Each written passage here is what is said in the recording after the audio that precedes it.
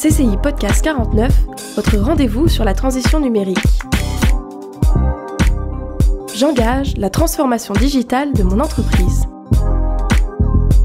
Au cœur d'Angers, à 2 pas de la place du ralliement, se tient un magasin qui fait briller les yeux des enfants. Auxibule est une marque française de distribution spécialisée dans les jeux et jouets ludo-éducatifs. Puzzle, jeux d'adresse, jeux de société, déguisements. De quoi faire saliver quand on a 8 ans. Depuis 2016, c'est Radja Charpentier, la responsable du magasin. La crise sanitaire a heurté de plein fouet ses activités.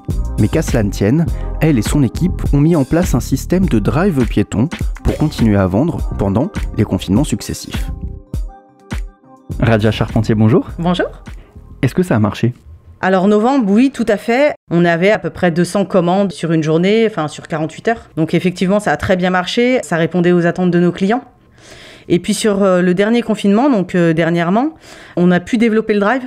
Donc les clients encore plus satisfaits qui passaient devant le magasin, on a la chance d'avoir une entrée de magasin qui se situe sur la place du ralliement. Ça n'a pas été trop compliqué de mettre tout ça en place, notamment puisque vous êtes quand même un magasin de jouets qui s'adresse principalement aux enfants. Comment vous avez fait ? Les clients ont été très transparents avec nous. Voilà, il y a eu un ressentiment de frustration de leur part, ce qui est normal. C'est du jouet ludopédagogique. Voilà, l'idée pour nous, c'est de le faire découvrir à nos clients, c'est de pouvoir apporter notre conseil, notre accompagnement.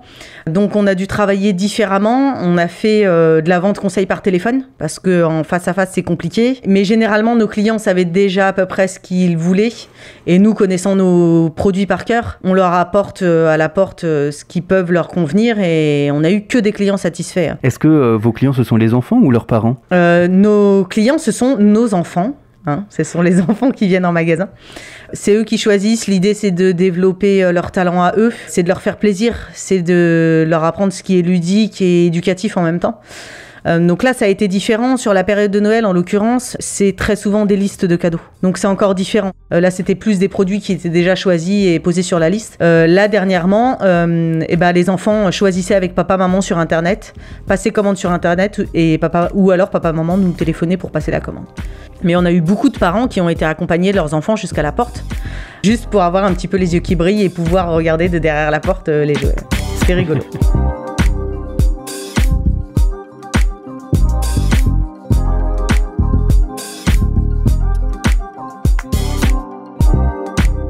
Vous avez eu l'idée de développer et de surdévelopper le click and collect en discutant avec votre interlocutrice à la Chambre de commerce et de l'industrie du Maine-et-Loire. Quel accompagnement est-ce qu'ils vous ont donné ? C'est l'année dernière, on avait fait un diagnostic numérique.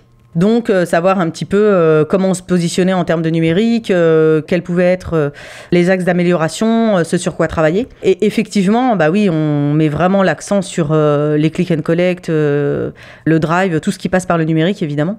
Et puis, on est soutenu aussi par les vitrines d'Angers. Donc, dès qu'on fonctionne en click and collect et en drive, on leur fait un petit mail et ils le transmettent directement sur leur plateforme. Et donc, quel a été le rôle de la Chambre de commerce et de l'industrie finalement ?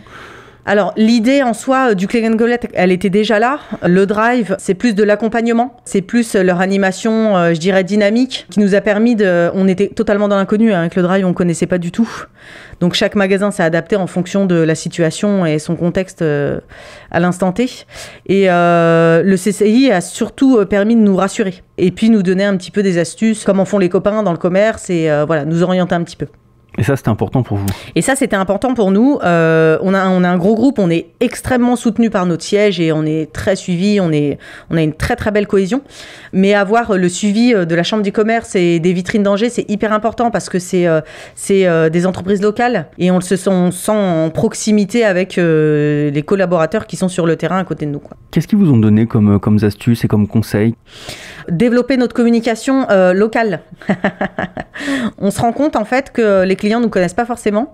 On est un magasin de jouets en plein centre-ville et les clients viennent nous voir des fois en nous disant qu'ils nous découvrent.